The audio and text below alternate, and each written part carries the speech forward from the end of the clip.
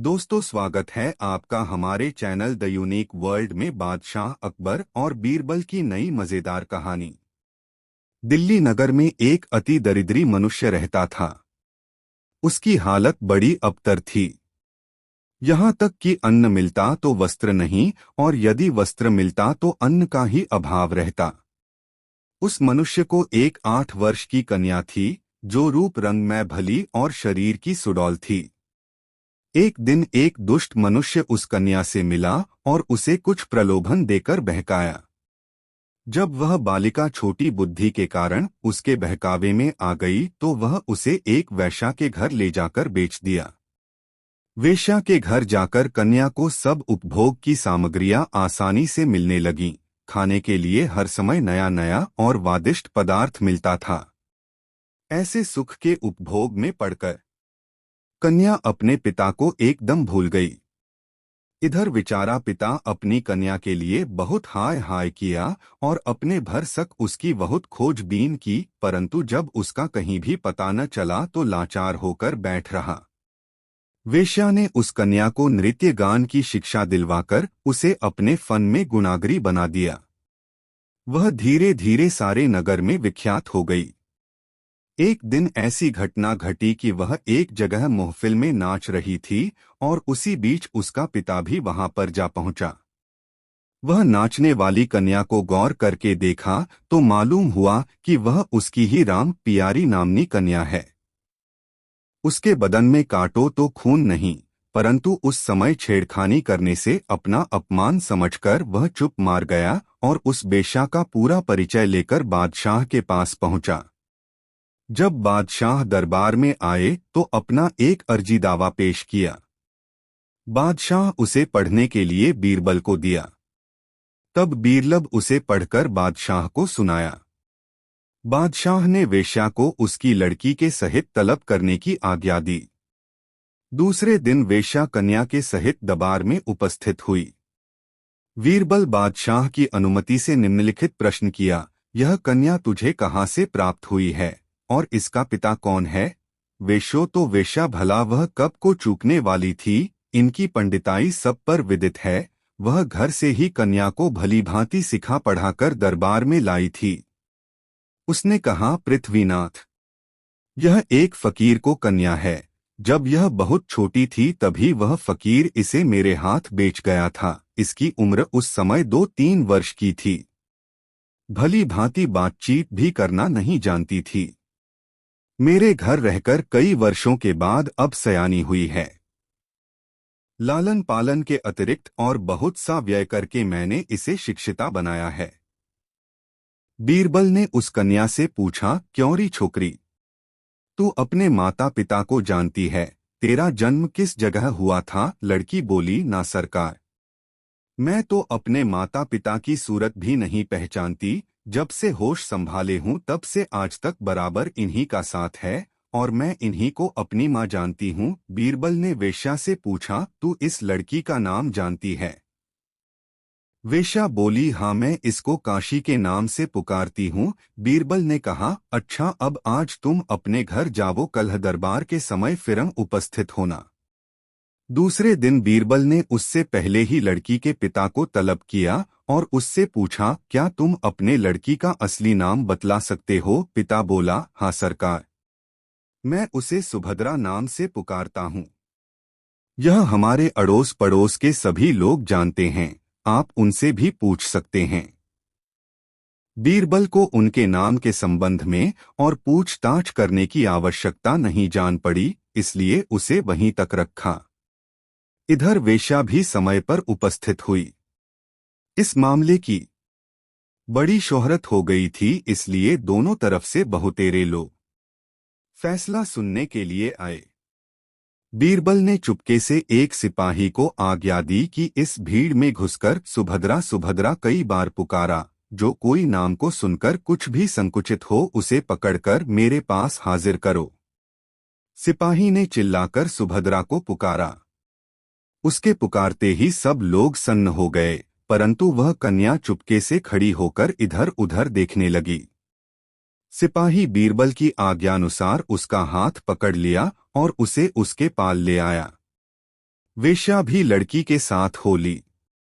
बीरबल ने कन्या से पूछा, क्यों री? तेरा नाम तो काशी है न, फिर तू सुभद्रा के नाम से क्यों खड़ी हो गई? लड़की ने उत्तर दिया, सरकार, मेरे पिता मुझे सुभद्रा के नाम से ही पुकारते थे, अतएव सुभद्रा नाम के सुनते ही मेरे कान खड़े हो गए। बीरबल ने कहा, अभी तू कल अपने बयान में कह चुकी है कि मैं अपने पिता को नहीं जानती और आज इस प्रकार कहती है। वह लड़की चक्कर में आ गई और डरवश थरथर कांपने लगी। वेश्या बीच बीच में अपने वचन की पुष्टि के लिए बोलना चाहती थी, परंतु बीरबल ने उसको डांटकर रोक दिया। वे बोले, तू भूरी साबित हो चुको है क्योंकि तेरे बयानों में अंतर पड़ रहा है। मैं इस मिथ्या के बदले तुझे अभी दंड देता हूं। यह कहकर बीरबल ने एक कर्मचारी से कुछ सांकेतिक भाषण किया। कर्मचारी आज्ञा पाते ही एक कोड़ा हाथ में लेकर सामने आया। उसे देखकर वेश्या डर गई और तुरंत अपना कसूर गर्दान लिया। वह बोलो, पृथ्वीनाथ, मैं इस कन्या को आज से 3-4 वर्ष पहले एक आदमी से खरीदा था। वह आदमी मुझे झांसा पट्टी पढ़ा, इसके बदले में काफी धन हड़प ले गया है। आप मेरे अपराधों को क्षमा करें। लड़की का पिता बीरबल के इशारे से अपनी कन्या के पास खड़ा हो गया। बीरबल ने उस लड़की से पूछा, क्या तू इस आदमी को पहचानती है? क्या इसकी शक्ल तेरे पिताले मिलती है? लड़की को डर उत्पन्न हो गया। उसने सोचा कि अगर झूठ बोलती हूं तो बोरबल बीच सभा में कोड़े लगवावेगे, अतएव सच बोलना ही अच्छा है। उसने कहा, हाँ हाँ, यही मेरे जन्मदाता पिता हैं। इतना कहकर वह अपने पिता के चरणों पर गिर पड़ी। पिता ने उसे उठाकर छाती से लगा लिया। बीरबल ने कहा, वेश्या, अब तेरे पास और कोई सफाई देने की बात नहीं रही। तू एक साथ ही 3 अपराधर्धा में गिरफ्तार हुई है।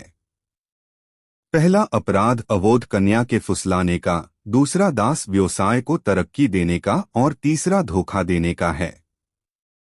इसलिए तुमको 7 वर्ष की सजा दी जाती है। वह सिपाहियों द्वारा तत्क्षण कैद कर ली गई और वे उसे लेकर कारागृह का मार्ग लिए। तब बीरबल उल वृद्ध पुरुष को समीप बुलाकर बोले, मैं तुम्हारी कन्या को तुम्हें देता हूँ, परंतु साथ ही इस बात की हिदायत भी करता हूँ कि अब यह लड़की तुम्हारे यहाँ न रह सकेगी। इसलिए तुम्हारो और इसकी इसी में भलाई है कि एक अच्छे बर की तलाश कर इसकी यथाशीघ्र शादी कर दो। बूढ़े मनुष्य ने दीवान की उचित सलाह को मानने का वचन दिया और उससे विदा हो अपनी कन्या के साथ खुशी दो घर लौट आया। दोस्तों, वीडियो को एक लाइक जरूर करें। दोस्तों, एक दिन बादशाह बीरबल के साथ नगर में होकर हवाखोरी के लिए निकला था। एक जगह नुक्कड़ पर उसे एक औरत दिखाई पड़ी। वह महाफूहड़ देख पड़ती थी। उसके मोटे मोटे होठों के बीच से 2 दांत बाहर को झांक रहे थे। नाक से पोटा जारी था। मलिन वस्त्र, खुले बाल और शरीर पर मिट्टी पानी मिश्रित दाग पड़े हुए थे। बात करते समय मुंह से थूक बाहर निकला आता था। कहाँ तक कहें, वह सर्वांग फूहड़ थी। राजा की तो बात ही अलग है। उसके हाथ के स्पर्श किए फल तक भी किसी रंग का खाने को जी नहीं चाहता था। वह स्त्री गर्भिणी थी।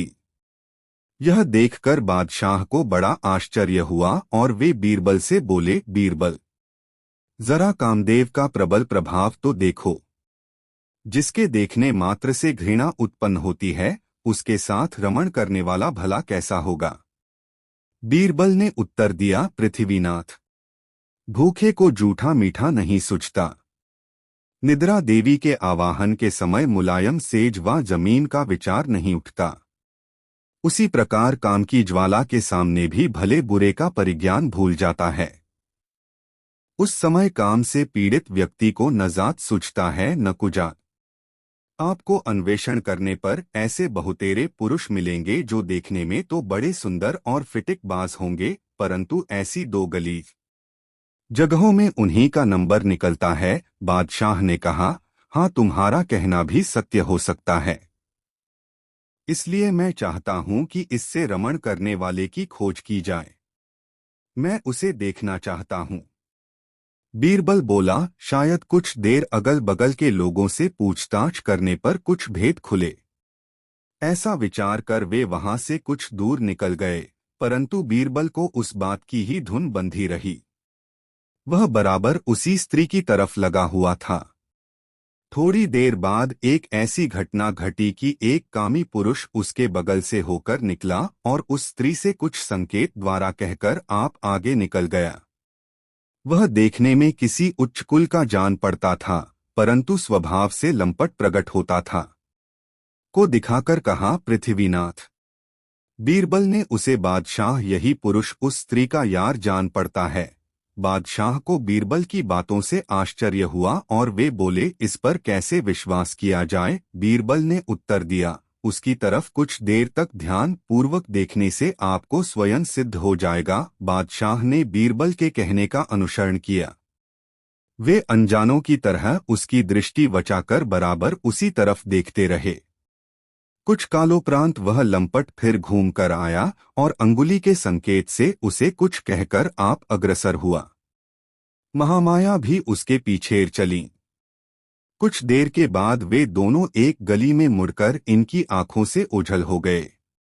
यह देखकर बादशाह का भ्रम मिट गया और उन्हें उस लंपट का जार उस होना निश्चित हो गया, परंतु फिर भी उधर ही दृष्टि अड़ाए रहे।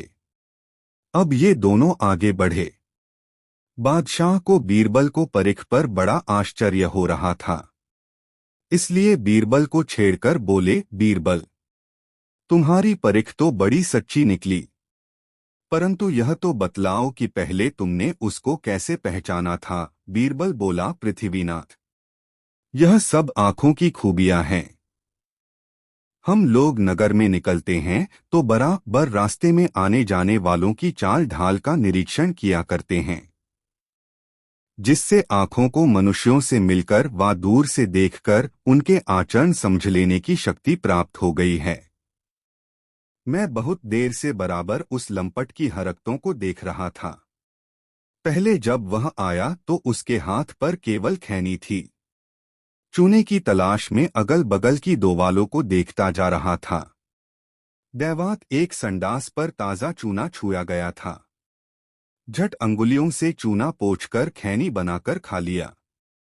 अब आप ही बतलाएं कि जो संडास का चूना खैनी में मिलाकर खाने में नहीं हिचकता, उसके लिए यह काम करना कौन सा आश्चर्य है। उसी समय मुझे विदित हो गया कि यह व्यक्ति व्यसनों का सच्चा गुलाम है। बादशाह को बीरबल की ऐसी गुप्त पहचान से बड़ी प्रसन्नता हुई और वह घर आकर उसको एक जोड़ी दुशाला पारितोषिक दिया। दोस्तों, कहानी कैसी लगी कमेंट में जरूर बताएं। दोस्तों, एक दिन कोचीन नगर से चलकर दो व्यापारी दिल्ली शहर में आए और घूमते फिरते एक नगर सेठ के पास जा पहुंचे। नगर सेठ के सात्विक और सरल स्वभाव को देखकर इनके मन में बेईमानी समाई और उसे ठगने का विचार किया। ये थोड़े से आभूषण भी अपने साथ लाए थे। उसे व्यापारी को दिख लाकर बोले, आप मेरे इन आभूषणों को बिकवा दें तो हम पर आपका बड़ा उपकार होगा। व्यापारी आभूषणों को देखकर उत्तर दिया, आपका कहना बहुत ठीक है, पर यह कोई लड़कों का खेल नहीं है जो इधर बनाया और उधर बिगाड़ दिया। जब मैं इसे कुछ लोगों को दिखलाऊंगा और उन्हें पसंद आएगा तब कहीं बिकेगा। आप लोग आभूषणों को मेरे यहाँ छोड़ जाइए, फिर दूसरे दिन दोपहर में आना। ठगों ने कहा, बहुत अच्छा, हम कल दोपहर को आपके पास आएंगे, परंतु आप भी एक बात का ध्यान रखना कि जब हम दोनों ही एक साथ होकर आवें तो आभूषणों को देना, अन्यथा नहीं। वे ठग इस प्रकार उसे बातों में बांधकर जहां से आगे बढ़े। कुछ दूर जाकर वे फिर वापस लौटे। उनमें से एक आदमी कुछ दूर मोड़ पर एक आदमी से झूठी गप मारने लगा और दूसरा उस सेठ की दुकान पर पहुंचकर बोला, सेठ जी, हमारा विचार रास्ते में जाकर पलट गया, इसलिए हमको फिर लौटकर आपके पास आना पड़ा। हम चाहते हैं कि इस समय आप हमारे आभूषणों को लौटा दें। कल दोपहर को हम इनको लेकर आपके पास आएंगे, तब तक आप भी ग्राहक ठीक कर रखें। सेठ ने कहा, तुम्हारी चीज तुमको लौटाने में मुझे कोई आपत्ति नहीं है, परंतु तुम्हारा दूसरा साथी कहाँ है, उसको भी अपने साथ लेकर आओ। ठग ने अंगुली का संकेत कर उसे नुक्कड़ पर एक दूसरे आदमी से बातचीत करते हुए दिखलाया। व्यापारी ने देखा तो बात सही थी। वह नुक्कड़ पर खड़ा होकर किसी से कुछ वार्तालाप कर रहा था। व्यापारी को अब कोई शक न रहा। वह आभूषणों को तत्काल उसे दे दिया और अपने काम में दत्तचित्त हुआ। उसको इनकी तरफ से कोई शंका नहीं थी क्योंकि उसका हृदय साफ था। इससे वह दूसरों को भी अपने ही समान समझता था। दूसरे दिन दोपहर के समय दूसरा ठग आया और सेठ से अपने गहनों को मांग। सेठ ने कहा, गहने तो कल ही यहाँ से ले गए, अब फिर क्या मांगने आए हो? ठग बोला, कौन ले गया? सेठ ने उत्तर दिया, तुम्हारा साथी। वह कुछ क्रुद्ध होकर बोला, आपने यह अनुचित किया है। हमने आपको उसी समय सचेत कर दिया था कि जब हम दोनों एक साथ होकर आवे तो आप गहनों को वापस देना, फिर आप अकेले एक को क्यों कर दिया? आपकी यह थोथी दलील है, हमारा आभूषण हमें दीजिए। सेठ ने जवाब दिया, आप भी तो उस नुक्कड़ पर खड़े थे जबकि आपका भाई लेने आया था। ठग बोला, इससे क्या? मैं उसे गहने वापस लेने को नहीं कहा था। आप मेरे आभूषणों को वापस दे नहीं तो मैं आप पर नालिश करूंगा और नाहक आपको भी जेरबार होना पड़ेगा। सेठ भी कुछ कहता और यह भी कुछ कहता, यहाँ तक कि कहासुनी में घंटों बीत गया, परंतु वह ठग किसी प्रकार राजी नहीं होता था। तब क्रुद्ध होकर नगर व्यापारी ने कहा, जा जो तेरे जी में हो सो कर। मैंने तेरा कुछ कर्ज नहीं खाया है जो मुझे धमकी देता है। ठग का तो मन बढ़ा ही था। वह तत्क्षण बीरबल के पास जाकर फरियादी हुआ। बीरबल उसकी फरियाद सुनकर तुरंत व्यापारी को बुलवाया। जब वह आया तो बोला, यह क्या कहता है, इसका ब्यौरा बतला। वह व्यापारी शुरू से आखिर तक जो जो बातें हुई थीं बयान किया और 3-4 प्रतिष्ठित पुरुषों को साक्षी दिलवाई। बीरबल सारी बातों को सुनकर निश्चित कर लिया कि नालिश झूठी है, परंतु फिर भी बिना किसी अपराध में गिरफ्तार किए सजा भी नहीं दी जा सकती। अतएव वह नालिश करने वाले व्यापारी से बोला, तुमने यही कहा था न कि हम दोनों जब एक साथ आवे तभी आभूषणों को वापस देना? उसने कहा, हाँ, जो आप कह रहे हैं बिल्कुल कौड़ी पाई सत्य है। यही बात पक्की हुई थी। तब बीरबल बोला, जब ऐसी शर्तें तय हुई हैं तो फिर तुम अकेले क्यों कर आए? आप अपने भाई को साथ लेकर आओ तो मिलेगा। ठग की दाल न गली। बीरबल की ऐसी आज्ञा सुन वह वहां से खिसक गया। बीरबल नगर सेठ से बोला, सेठ जी, देखना, यदि यह इतने पर भी न माने और कदाचित आपसे फिर आभूषण मांगने आवे तो दोनों को मेरे पास पकड़ कर लाना। यदि दोनों ही साथ आवे तो अति उत्तम हो, नहीं तो इसे तो कदापि न छोड़ना। सब लोग बीरबल की अनुमति से अपने दो घर गए, परंतु ठगों का फिर कहीं पता न चला। दोस्तों, वीडियो को एक लाइक जरूर करें। दोस्तों, एक दिन बादशाह ने अपने दरबारियों से भरी सभा में पूछा, भाग्य बड़ी है वा उद्योग? सब दरबारियों ने एक मत होकर बतलाया, पृथ्वीनाथ। उद्योग बड़ा है, परंतु बीरबल की राय सबसे भिन्न थी। वह अपनी तरफ से अकेला होकर बोला, महाराज, मेरी सम्मति से भाग्य बड़ी है। बादशाह ने बीरबल से पूछा, यदि उद्योग न किया जाए तो भाग्य क्या कर सकती है? भला उस मनुष्य को जो भाग्य के भरोसे बैठ रहे, कभी खाना नसीब हो सकता है? बीरबल ने उत्तर दिया, चाहे कोई कितना ही उद्योग क्यों न करे, परंतु जो बात उसके भाग्य में लिखी न होगी कदापि नहीं मिल सकती। यह सब देखते हुए भाग्य को ही प्रधानता मिलनी चाहिए। एक दरबारी को बीरबल की यह दलील बहुत खटकी और वह बादशाह से निवेदन कर बोला, पृथ्वीनाथ, जब बीरबल को भाग्य की प्रधानता मालूम है तो इसका कोई सबूत भी होगा। बादशाह ने झट बीरबल से पूछा, हाँ बीरबल, इस बात का कोई सबूत दो। बीरबल बोला, पृथ्वीनाथ, यह कोई ऐसी वैसी बात नहीं है जो कोई गांठ में बांधे फिर रहा हो और तुरंत खोलकर दिखला दे। आपकी ऐसी ही इच्छा है तो कुछ दिनों में सिद्ध करके दिखला दूंगा। उस दिन का कार्य समाप्त हुआ और लोग अपने दो घर गए। एक दिन बादशाह को जमुना में सैर करने की इच्छा हुई, अतएव कुछ दरबारियों को साथ ले एक खास नौका पर बैठकर यमुना जी में जल विहार करने लगा। बोच्च दरिया में पहुंचकर फिर उसे भाग्य और उद्योग वाली बात स्मरण हो आई। उसने बीरबल से कहा, क्यों बोरबल, अभी तुम्हारा दिमाग ठिकाने आया कि नहीं? बोलो, उद्योग को प्रारब्ध से प्रधान मानते हो वा नहीं? इस बार भी बीरबल ने पहले ही सा उत्तर दिया। बीरबल की इस हठधर्मी पर बादशाह चिढ़ गया और तत्क्षण अपने हाथ की अंगूठी निकालकर जमुना जल के मध्य में छोड़ दिया और बोला, अच्छा बीरबल, यदि अपनी भाग्य की प्रधानता से तू एक मास के अंतर्गत यह अंगूठी मुझे न मिला सकेगा तो तेरी गर्दन उड़ा दी जाएगी। बादशाह के उस आकस्मिक कोप से सब लोग थर्रा गए। सब लोगों ने देखा कि यहाँ पर जमुना जी का जल बहुत गहरा है। यहाँ से अंगूठी का मिलना असंभव हो नहीं बल्कि नितांत असंभव है। अब बीरबल की जान नहीं बच सकती, परंतु बीरबल ने कुछ जवाब नहीं दिया। वह चुपचाप बैठा रहा। नाव किनारे पर आ लगी। घर लौटते समय बादशाह ने उस जगह अपने सिपाहियों की पहरा चौकी बांध दो ताकि बीरबल किसी प्रकार उस अंगूठी को जल से बाहर न निकाल सके। बीरबल प्रारब्ध के भरोसे चुप्पी साध कर बैठा रहा। जब 27 दिन व्यतीत हो गए तो बादशाह ने बीरबल से पूछा, क्यों बीरबल, अंगूठी मिली? बीरबल ने इनकार किया। तब बादशाह ने कहा, देखो बीरबल, अब भी उद्योग की प्रधानता स्वीकार कर लो, मैं तुम्हें माफी दे दूंगा। बीरबल ने उत्तर दिया, नृथवीनाथ, भाग्य के सामने उद्योग नहीं टिक सकता। मशल मशहूर है, घड़ी में घर जले 9 घड़ों भद्रा। अभी 3 दिन का समय और है, इतने में तो कितना उलट फेर हो सकता है। बादशाह के क्रोध रूपी अग्नि में और भी आहुति पड़ गई। वह एकदम क्रोधित हो गए।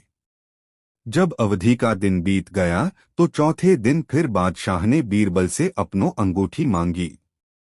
बीरबल ने कहा, पृथ्वीनाथ, मेरे भाग्य से अंगूठी नहीं मिली। बादशाह क्रोधित होकर बोला, तब मरने के लिए प्रस्तुत हो जाओ। बीरबल तो पहले से ही कमर कस चुका था। वह बादशाह के सामने निर्भय खड़ा हो गया। उसकी मुस्के कसकर बांध दी गई। बीरबल की दशा पर बादशाह को फिर तरस आ गई और बोले, बीरबल, अब भी मौका है, तुम उद्योग की प्रधानता स्वीकार कर लो, मैं तुम्हें माफ कर दूंगा। बीरबल ने उत्तर दिया, गरीब परवर, मरते को मारना अच्छा नहीं। आप तुरंत मुझे मारे जाने की आज्ञा दीजिए। बादशाह ने कहा, अच्छी बात है, तब तो आगे ही आ रहा है। बादशाह ने वधिक को बीरबल को फांसी घर ले जाने की आज्ञा दी। वह घर मकान के चौक के पास ही बना हुआ था। चीरबल की यह दशा देख समस्त प्रजा घबरा ठड़ी, क्योंकि बीरबल के समय में सबको रामराज्य था। न राजा का जुल्म प्रजा पर चलने पाता था और न प्रजा का राजा पर। सबके चेहरे पर मुरदनी छा गई। बीरबल के घर वाले भी चुपचाप मलिन मुख किए सब कार्यकलाप देख रहे थे। वे अब अपना धैर्य कायमन रख सके और सबके सब सुसक सुसक कर रोने लगे। बीरबल फांसी के तख्ते पर चढ़ाया गया। नियम के अनुसार वधिकों ने बीरबल से पूछा, आपकी अंतिम इच्छा क्या है? उसको पूरी करने के लिए 10 मिनट का समय और दिया जाता है। बीरबल अभी कुछ कहने भी नहीं पाया था कि एक फकीर प्रकट हुए। उनको आते किसी ने नहीं देखा था, जिससे ऐसा प्रतीत हुआ मानो जमीन को फाड़कर प्रकट हुए हो।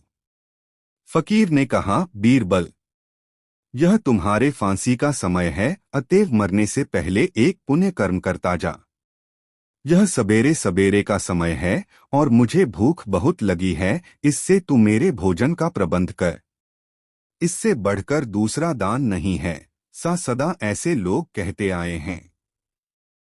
मैं मछली खाना चाहता हूँ, इसलिए एक अच्छी मछली पकाकर खिला और मुझ क्षुधित का आशीर्वाद ले। बीरबल बड़ी असमंजस में पड़ गया। एक तो मरण काल, दूसरे फकीर की याचना, सो भी मछली। वह बोला, शाह साहब, आपको ज्ञात होना चाहिए कि मैं एक कुलीन ब्राह्मण हूँ। हम लोग अपने चौके में मछली मांस का प्रयोग नहीं करते, फिर आपको क्यों कर खिलाऊं? फकीर बोला, यह सब सही है, परंतु यदि तू इस मरणकाल में मेरी क्षुधा मिटाएगा तो इस पुण्य से तेरा बाल बच्चों के सहित कल्याण होगा। वहां पर उस समय जितने लोग एकत्रित थे सबों ने बीरबल से फकीर की इच्छा पूर्ति का अनुरोध किया। कुछ काल तो यूं ही बातचीत में टल गया। अंत में मत विशेषता के कारण बीरबल को अपनी जिद छोड़नी पड़ी। एक आदमी बाजार जाकर एक मल्लाह से एक खूब मोटी और बड़ी मछली खरीद लाया। जब उस मछली को बीरबल छुरी लेकर चीरने बैठा तो उसके पेट में कोई ठोस चीज दिखाई पड़ी। उसका संपूर्ण पेट काटते ही बादशाह की वह जल में फेंकी हुई अंगूठी बाहर निकल आई। बादशाह अपनी खिड़की से गर्दन निकालकर बीरबल की फांसी का दृश्य देख रहा था। उसने देखा कि बीरबल एक मछली फाड़ रहा है, परंतु उसके और उस फकीर के अंतर्गत क्या क्या बातें हुई इसका उसे कुछ भी गम न था। बीरबल उस अंगूठी को हाथ में लेकर खड़ा हो गया और शाह साहब को देखने लगा। वे उसके खड़ा होने से पहले ही अंतर्ध्यान हो गए थे। बीरबल ने एकत्रित मंडली से कहा, आप लोगों की अनुमति प्राप्त कर मैं एक बार पुनः बादशाह से मिलना चाहता हूँ। कृपा कर मुझे फिर बादशाह के समीप ले चलें। उन लोगों ने मछली का पेट फाड़ते समय कुछ निकलते हुए अवश्य देखा था, पर क्या निकला सो कोई नहीं जानता था। वे बड़ी प्रसन्नता से कर्मचारियों के सहारे बीरबल को बादशाह के पास ले गए। बीरबल को अपने समीप आते हुए देखकर बादशाह ने अनुमान किया, हो न हो बीरबल डरकर अब उद्योग की प्रधानता स्वीकार करने के लिए मेरे पास आ रहा हो, परंतु अब मैं अपनी आज्ञा भंग न करूंगा। इसीलिए इसके पहले ही मैंने उसे कई बार मौका दिया था, परंतु उस समय उसने मेरी बातों पर कुछ भी ध्यान नहीं दिया। बीरबल पास पहुंचकर बादशाह को सलाम किया। तब बादशाह ने कहा, बीरबल, अब तुम्हारा प्रयास करना वृथा है। इस समय चाहे तुम उद्योग की प्रधानता मान भी लो, परंतु मैं अपनी आज्ञा रद्द नहीं करूंगा। बीरबल ने कहा, प्रभु, जरा पहले मेरी बातें सुन लें। मैं उद्योग की प्रधानता मानने नहीं आया हूँ। बादशाह ने कहा, अच्छा कहो। तब बीरबल बोला, आपकी अंगूठी देने आया हूँ, इसे पहन लीजिए। बादशाह ने उसे हाथ में लेकर देखा तो सचमुच वही राजमुहर वाली अंगूठी थी। उन्हें बड़ा आश्चर्य हुआ क्योंकि वे उसे जमुना के अगाध जल में फेंक आए थे। कई बार खूब उलट पलट कर देखा। जब उसके निस्बत कुछ संदेह न रहा तो बोले, बीरबल, यह अंगूठी कैसे प्राप्त हुई? बीरबल ने जवाब दिया, गरीब परवर, मेरा प्रारब्ध घसीट लाया है। तब उसके मिलने का सब किस्सा बीरबल ने बादशाह को सुनाया। बादशाह बीरबल से बहुत प्रसन्न हुए और 10,000 मुहरें, एक सुंदर वस्त्र तथा कई वाहन पुरस्कार में दिए। उसके घर वालों को भी सुंदर 2 वस्त्र दिए गए। उपस्थित जनता के सहित बादशाह ने प्रसन्नता से प्रारब्ध की प्रबलता स्वीकार कर ली। दोस्तों, यह वीडियो अपने मित्रों को जरूर शेयर करें। हाथी का पा। दोस्तों, बादशाह अकबर और बीरबल में प्रायः नोकझोंक हुआ करती थी, लेकिन एक दिन उन दोनों के बीच किसी बात पर झगड़ा हो गया। बीरबल को गुस्सा आ गया और वह रूठकर दिल्ली से 15-20 कोस दूर एक गांव में अपना नाम छिपाकर रहने लगा। गांव का पटेल भगवत सिंह भाटी राजपूत था। वह बड़ा दयालु था। जो कोई परदेशी उस गांव में आता वह उसकी बड़ी आवभगत करता था। बीरबल भी उसके गांव में बड़े आराम से दिन बिताने लगा। बीरबल के चले जाने के बाद अकबर बादशाह ने उसकी जगह अपने साले को नियुक्त कर दिया। यह बात यद्यपि अकबर बादशाह को नापसंद थी, परंतु बेगम को खुश करने के लिए उन्हें ऐसा करना पड़ा।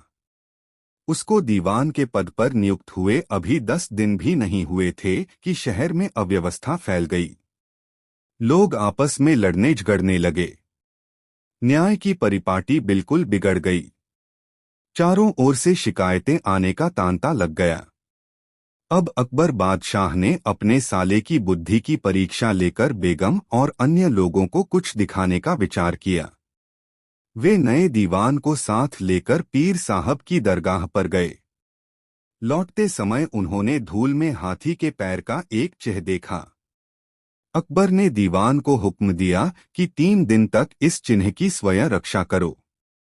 इतना कहकर अकबर बादशाह तो अपने महल चले गए और नया दीवान हाथी के पैर के चिन्ह का पहरा देने लगा। सारा दिन इसी प्रकार बीत गया। दूसरे दिन भी उसको खाने के लिए कुछ नहीं मिला। इस प्रकार 3 दिन तक लगातार भूखे रहने और जागने से दीवान बहुत कमजोर हो गया। चौथे दिन उसने अकबर बादशाह के पास जाकर उस चिन्ह की रक्षा करने का सविस्तार वर्णन सुनाया, जिसे सुनते ही अकबर बादशाह ने उसकी बुद्धि की थाह पाली। कुछ समय बाद अकबर बादशाह ने बीरबल की खोज लगाने का विचार किया। इसके लिए उन्होंने गांव-गांव में यह आदेश भेज दिया कि दिल्ली में सरकारी कुएं का विवाद है, इसलिए अपने गांव के सब कुओं को लेकर जो जमींदार नहीं आएगा उस पर 10,000 रुपये जुर्माना किया जाएगा। अकबर बादशाह की यह आज्ञा जिस गांव में बीरबल रहते थे वहां भी पहुंची। तब गांव का पटेल गांव वालों को एकत्रित कर बोला, अकबर बादशाह बड़ा मूर्ख है। कहीं कुएं भी एक जगह से दूसरी जगह ले जाए जा सकते हैं। अब बताओ क्या किया जाए। यदि अकबर बादशाह की आज्ञा का पालन नहीं होगा तो 10,000 रुपये दंड देने पड़ेंगे। उस समय बीरबल भी वहां मौजूद था। यह बात सुनकर उसने सोचा, अकबर बादशाह ने मेरी खोज के लिए यह तरकीब निकाली है। अब किसी तरह प्रकट होकर उनकी तरकीब सफल करना ही उचित है। ऐसा करने से मेरा और अकबर बादशाह दोनों का महत्व प्रकट होगा। यह सोचकर उन्होंने कहा, पटेल जी, आप किसी बात की चिंता न करें, तरकीब मैं बताऊंगा। आपने इतने दिन तक मुझे अपने गांव में शरण दी है, उसके बदले में मुझको भी तो कुछ देना चाहिए। आप मुझे और 2-4 अन्य आदमियों को साथ लेकर दिल्ली चलो। वहां नगर के बाहर डेरा डालकर अकबर बादशाह को कहलवा भेजो कि हम अपने कुओं को लेकर नगर के बाहर आ पहुंचे हैं। आप अपने कुओं को अगवानी के लिए भेजो। बिना अगवानी के हमारे कुएं नगर में नहीं घुसेंगे। इसका परिणाम यह होगा कि बादशाह कुएं लेकर तो आ नहीं सकेंगे, इसलिए वह हमारा बहुत सत्कार करेंगे। बीरबल की यह तरकीब सबको पसंद आई। उसी दिन बीरबल को साथ लेकर गांव के मुखिया दिल्ली की ओर रवाना हुए। वहां पहुंचकर वे नगर के बाहर ठहरे और बीरबल के कहने के अनुसार पटेल ने जाकर अकबर बादशाह से कहा, हम लोग अपने कुएं लेकर नगर के बाहर ठहरे हुए हैं, आप अपने कुओं को अगवानी के लिए भेजिए। यह सुनते ही अकबर बादशाह तुरंत ताड़ गए कि ऐसा जवाब बीरबल के अलावा कोई दे ही नहीं सकता। वह अवश्य ही इसी गांव में है। यह सोचकर उन्होंने पटेल से पूछा, तुम्हें यह बात किसने बताई, सच सच बताओ। पटेल ने कहा, थोड़े दिन पहले हमारे गांव में एक परदेशी आकर ठहरा था। उसी ने हमको यह युक्ति बताई और वह हमारे साथ आया भी है। अकबर बादशाह ने उसका हुलिया पूछा तो पटेल ने बीरबल की सूरत, चाल ढाल आदि के बारे में सब बातें बता दीं। इससे अकबर बादशाह को विश्वास हो गया कि वह अवश्य ही बीरबल है। फिर अकबर बादशाह ने हाथी घोड़े आदि बहुत सी सवारी बीरबल को लाने के लिए भेजा। बीरबल बड़ी धूमधाम से नगर में आए। अकबर बादशाह ने बीरबल को फिर से दीवान के पद पर नियुक्त कर दिया और पटेल को इनाम देकर विदा किया। बीरबल के आने के बाद 8 दिन में ही सारे शहर का प्रबंध पहले के समान ठीक हो गया और किसी भी प्रकार की गड़बड़ नहीं हुई। एक बार अकबर बादशाह की सवारी नगर से बाहर गई। लौटते समय उनको हाथी का पैर धूल में छपा हुआ दिखाई दिया। अकबर बादशाह ने उसकी रक्षा करने के लिए बीरबल को आज्ञा दी। बीरबल इस आज्ञा को स्वीकार करके वहीं ठहर गए और सेवकों द्वारा उस जगह एक लोहे की खूंटी खड़ी करवाई। फिर सी हाथ लंबी रस्सी उस खूंटी में बांधकर आसपास के निवासियों से कहा कि इस चित्र की रक्षा के लिए उनके मकान तोड़े जाएंगे। वे लोग बीरबल की खुशामद करने लगे। उन्होंने किसी से 500 और किसी से 1000 रुपए लेकर लोगों को छुटकारा दिया। इस प्रकार थोड़ी ही देर में 1 लाख रुपए इकट्ठे हो गए। बीरबल ने अकबर बादशाह से मकानों को न तुड़वाने की प्रार्थना करने का वचन देकर महल का रास्ता लिया। उन्होंने रुपए राजकोष में जमा कर दिए तथा कोषाध्यक्ष से उन रुपयों की रसीद लेकर दरबार पहुंचे। वहां अकबर बादशाह ने हाथी के पैर की रक्षा के विषय में पूछा। बीरबल ने जवाब न देकर 1 लाख रुपए की रसीद दिखा दी। अकबर बादशाह ने रसीद का मतलब पूछा। इस पर बीरबल ने कहा, हाथी के पांव के चिन्ह की रक्षा करने में यह रुपए प्राप्त हुए हैं। अकबर बादशाह और दरबारियों को इस बात पर बड़ा आश्चर्य हुआ। फिर अकबर बादशाह ने अपने साले को बुलाया और कहा, तुम हाथी के पैर के चिन्ह की रक्षा करने में 3 दिन तक भूखे मरे और कुछ भी प्राप्त नहीं कर सके। बीरबल ने बिना प्रयास के एक ही दिन में 1 लाख रुपए कमा लिए। इस प्रकार तुम कभी भी दीवान पद के योग्य नहीं हो सकते। यह सुनकर बादशाह का साला चुपचाप वहां से चला गया और उसके बाद फिर उसने दीवानगिरी के लिए कभी भी सिर नहीं उठाया। दोस्तों, कहानी कैसी लगी कमेंट में जरूर बताएं। दोस्तों, सिंहल द्वीप का बादशाह दिल्लीधीश्वर से कुछ भीतर 2 कूड़ा करता था। एक दिन उसे नीचा दिखाने के अभिप्राय से एक वेश्या को कुछ सिखला पढ़ाकर दिल्ली भेजा। वह वारांगना महासुंदरी और नृत्य कला की पूर्ण पंडिता थी। उसने दिल्ली नगर में पहुंचकर एक बढ़िया मकान सड़क के चौराहे पर किराए में लिया और उसमें नित्य सायंकाल में श्रृंगार कर गायन वाद्य किया करती थी। तबला और सारंगी बजाने वाले भी सिंहल द्वीप ही से अपने साथ लाई थी। धीरे दो इसकी शोहरत नागरिकों में फैली। वे उसके पास अधिक संख्या में आने जाने लगे। वह किसी से कुछ नहीं लेती थी बल्कि आगों की बड़ी प्रीतिपूर्वक स्वागत करती थी। इसकी ऐसी प्रतिष्ठा सुनकर बादशाह के कितने दरबारी भी गुप्त रूप से उसके पास आए और उसकी आवभगत और कलावी शेषता से मुग्ध होकर लौटे। यह बात बड़े तेजी से अमीर गरीब के कानों तक फैल गई। जब बादशाह ने इस नवयवना वेश्या की प्रशंसा अपने दरबारियों के मुख से सुनी तो उसे भी उसको देखने की इच्छा हुई। वह उसके मकान पर नहीं जा सकता था, अतएव उसे अपने यहाँ बुलवाने का निश्चय किया। दूसरे दिन दीवान खाना खूब सजाया गया। उस कमरे में भारतवर्ष की एक से एक सजावट की वस्तुएं अपने 2 करीने से सजाकर रख दी गई। दरबारियों के बैठने के लिए आसन भो खूब सजाकर लगाया गया। जब इस प्रकार से बादशाह ने अपने यहाँ तैयारी कर ली तो एक चपरासी द्वारा उस नवागत बारांगना को बुलावा भेजा। वह भला कब नाही करने वाली थी, यह तो उसकी मनचाही बात थी। उसने बादशाह के दरबार में जाना सहर्ष स्वीकार किया। फिर सायंकाल में खूब सार श्रृंगार कर अपने सफरदाइयों को लिए हुए दरबार में दाखिल हुई। उसकी लुनाई से दिल्ली दरबार रोशन हो गया। बादशाह ने चपरासी भेजकर अपने सब दरबारियों को बुलवाया। वे बादशाह का निमंत्रण पाकर नवीन वेश्या का नृत्य देखने की इच्छा से आए। यह नायिका अपने रूप लावण्य और कला कौशल से कितनों को मोहित कर चुकी थी। फिर बादशाह क्यों न मुग्ध होता। उसने बड़ी निपुणता से लगातार 6-7 घंटों तक नृत्य गान किया। सभी लोग उसकी तारीफ करने लगे। बादशाह ने भी मुक्तकंठ से प्रशंसा की। बादशाह ने अपने मन में अनुमान किया कि यह द्रव्योपार्जन के निमित्त यहाँ आई है, इसलिए इसको द्रव्याभूषण देकर संतुष्ट करना चाहिए। बादशाह दीवान से राय मिलाकर उसके लिए बहुत सी अशर्फिया और सुंदर 2 वस्त्र देने के लिए मंगवाया।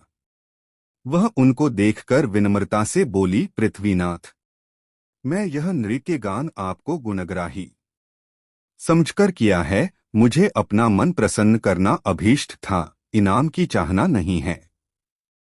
बादशाह ने मन में सोचा, शायद इतने पारितोषिक को न्यून समझकर यह संतुष्ट नहीं हुई है, अतएव इसे कुछ और धन पाने की लिप्सा है।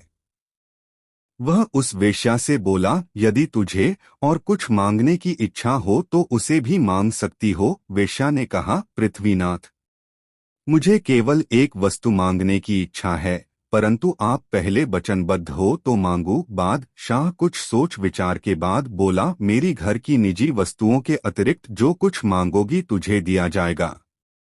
मैं अपनी बात एक बार कहकर फिर लौटाता नहीं हूँ। वह कुछ देर खामोश रहकर फिर बोलो, गरीब परवर, मैं आपके गद्दी पर पाखाना फिरने की इच्छा रखती हूँ। उस वेश्या की इस ढिठाई पर सब दरबारी सन्न हो गए। उसने खुल्लम खुल्ला बादशाह का अपमान किया था। बादशाह भीतर दो बड़ा क्रोधित हुआ, परंतु चूंकि वचनबद्ध हो चुका था इसलिए प्रकट रूप से खामोश रहा। सबको बड़ा सोच हुआ, किसी की अकल काम नहीं करती थी। आखिर बीरबल से राय मिलाई गई। बीरबल ने बादशाह को ढांढस दिलाया। वह वेश्या लोगों को फुसफुस करते देखकर बड़ी प्रसन्न हुई और उसके चेहरे पर हठात हंसी आने लगी। बीरबल बोला, इसको वचन दिया जा चुका है, इसलिए उसका पालन किया जाएगा। वेश्या बोली, मैंने पहले ही आपसे आज्ञा प्राप्त कर ली है, तब मांगा है। यदि नहीं कर दिया जाएगा तो मैं बिना उजर चली जाऊंगी। बीरबल उसे डांटकर बोला, ऐ वेश्या, तुझे ज्ञात होना चाहिए था कि यह दिल्लीधीश्वर का दरबार है और ये जगत बिजी बादशाह हैं। यहाँ पर आकर यह क्या गंदी बात मुंह से निकालती है। यदि तुझे मांगना ही था तो कोई अलभ्य वस्तु मांगती जिससे तू अजाचक हो जाती और तेरी कीर्ति देश देशांतर में फैलती। वह बोली, दीवान महोदय, मैंने जिस चीज को आपसे मांगा है, यदि उसे देना मंजूर हो तब तो देवे, नहीं तो इनकार करें। मैं अपने घर लौट जाऊंगी। आगा पीछा करने से क्या लाभ? हाँ तो हाँ, नहीं तो नहीं। बीरबल ने बादशाह से कहा, पृथ्वीनाथ, मैंने इस विदेशी वेश्या को आगा पीछा दिखलाकर बहुत कुछ समझाया, परंतु वह एक भी मानने को राजी नहीं है। वचन का पालन करना आवश्यक है, नहीं तो संसार में आपकी बड़ी अपकीर्ति फैलेगी। बादशाह ने बीरबल के मत को स्वीकार किया।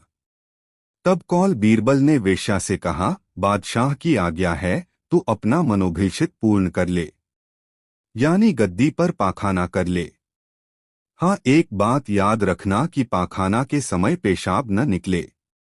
जो तू इस बात में जरा भी चूकेगो तो तुरंत जान से मार डाली जाएगी। अब तो उस भठियारिन के कान खड़े हो गए। कुछ देर तक आगा पीछा करती रही, फिर बादशाह को सलाम कर चुपके से चली गई। उसका काम समाप्त हो गया, इसलिए वह अब दिल्ली शहर में टिककर निर्थक समय खोना अच्छा नहीं समझती थी। डेरे पर पहुंचकर तुरंत स्वदेश लौटने की तैयारी कर सिंहलद्वीप चली गई। पहुंचकर दिल्लीधीश्वर के दरबार का सब समाचार यथातथ्य कहकर अपने राजा को सुनाया। वहां के लोग बीरबल की बुद्धि की सराहना करने लगे। दोस्तों, अकबर बीरबल की यह कहानी कैसी लगी कमेंट में ज़रूर बताएं। ऐसी और नई मज़ेदार कहानी सुनने के लिए हमारे चैनल दी यूनिक वर्ल्ड को सब्सक्राइब ज़रूर करें। वीडियो अपने मित्रों को ज़रूर शेयर करें। वीडियो देखने के लिए धन्यवाद। राधे कृष्णा, श्री राधे श्याम।